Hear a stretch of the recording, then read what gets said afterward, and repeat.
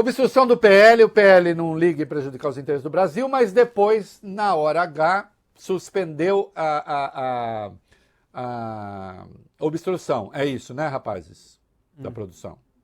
O PT avalia que a promessa do PL de obstruir a pauta da Câmara dos Deputados será posta à prova na votação do projeto que autoriza a retaliação a medidas econômicas que impactem produtos brasileiros. O líder do PT na Câmara, Lindbergh Farias, falou o seguinte sobre a postura dos parlamentares da oposição. Vão ter que fazer uma escolha. Se ficarem com o boné do Trump, trancando a pauta e, consequentemente, votarão contra o interesse do país e ainda vão brigar com uma importante base deles, o agro. Como a gente falou ontem, o PL anunciou que vai obstruir, tentou obstruir votações da Câmara para pressionar o presidente Hugo Mota a pautar a urgência do projeto de lei que propõe anistia aos presos durante o 8 de janeiro. Continua o debate sobre o PL da reciprocidade, ainda sem o resultado da votação.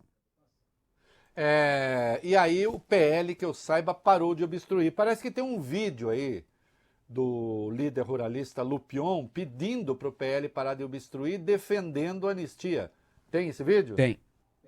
Vamos lá. Eu quero fazer uma menção muito especial ao líder Sócines Cavalcante, ao deputado Altineu, deputado Zuco, deputada Carol Detone, pelas conversas relativas à reciprocidade. E deixar muito claro como presidente da FPA, mas mais como isso, como deputado federal, nosso posicionamento extremamente claro de maioria dos membros da FPA em relação à anistia. Não cabe a nós da FPA furar qualquer bloqueio de um momento tão importante para o Brasil como é a questão da anistia. Esse é um momento grave, um momento sério, que nós aprovaremos a reciprocidade e queremos também a anistia para o Rio de Janeiro.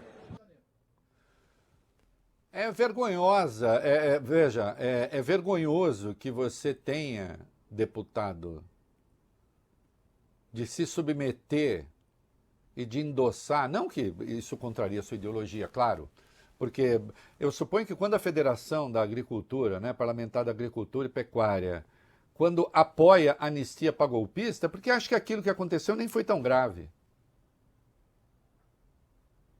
É isso? Não é assim tão grave. Não, eu entendo que vocês fiquem doidos quando eventualmente há uma invasão de terra do MST e tal, não sei o quê. Quebrar o judiciário pode. Hein? Há aqueles entre vocês que defendem que invasão de terra seja considerado crime de terrorismo. Não é isso, deputado Lupion? Agora, quebrar o Supremo pode.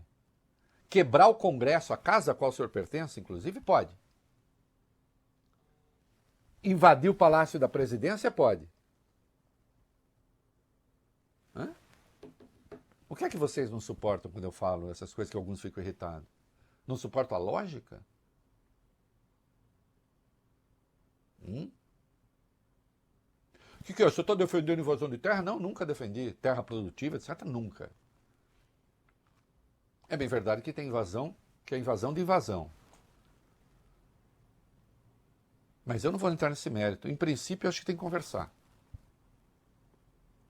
Agora, invadir o prédio que simboliza as instituições, aí o senhor quer anistia.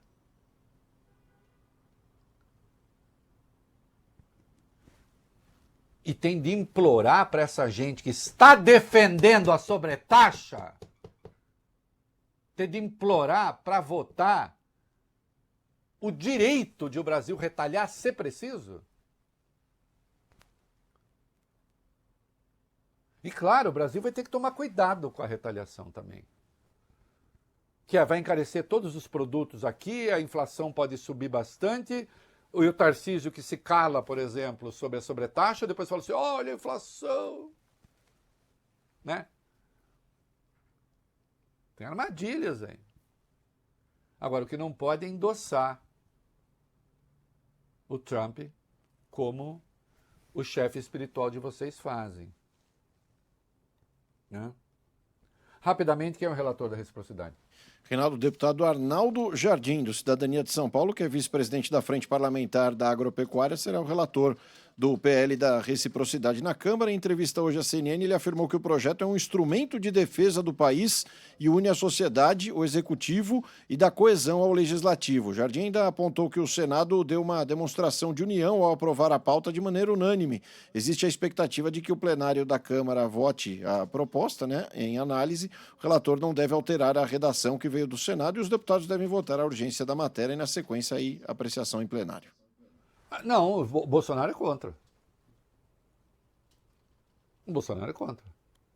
Se o Bolsonaro está a favor das medidas do Trump, ele está contra o projeto.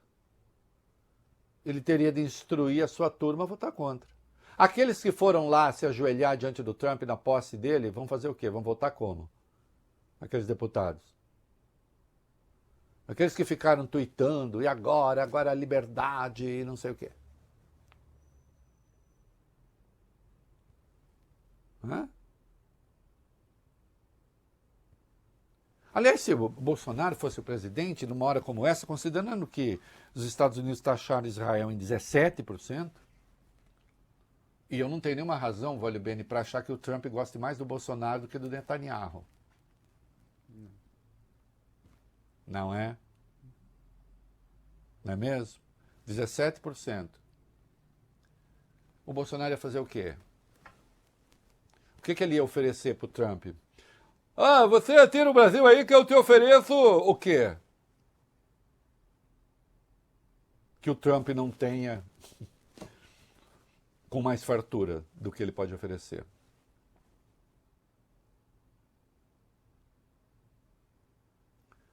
Eu estou chamando a atenção de vocês para a loucura desse momento. Para a coisa espetacular desse momento. Para a particularidade desse momento. Não é? Em que governo e o bolsonarista que acabou de falar, o Lupião, estão juntos, defendendo a coisa certa, porque o país precisa ter esse instrumento. Aliás, como eu escrevi hoje, na madrugada, precisa ter, inclusive, no fim da noite de hoje, precisa ter, inclusive, para não usar, se for o caso. Mas ter. Vai ter de negociar. Não é? Agora, e o líder desse que falou defende a taxação? Porque, afinal de contas, ele se considera do campo trumpista e nós somos todos contra o globalismo. Globalismo que o Trump atacou no discurso dele. Voltou a falar no globalismo.